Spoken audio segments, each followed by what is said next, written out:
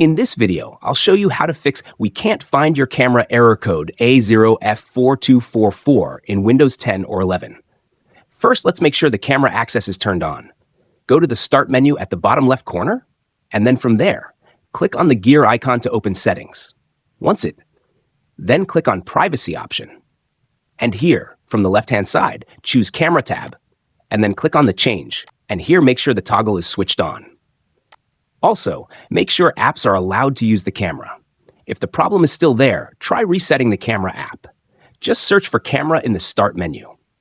Once you find Camera in the results, right-click on it, and then from the menu, click on the App Settings.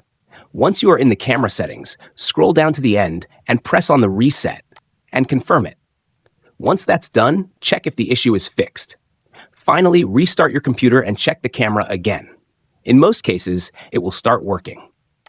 But if it still doesn't, then the issue might be with your hardware. That's it for this video. If you found this video helpful, give it a thumbs up and subscribe to our channel for more tech tips and tricks.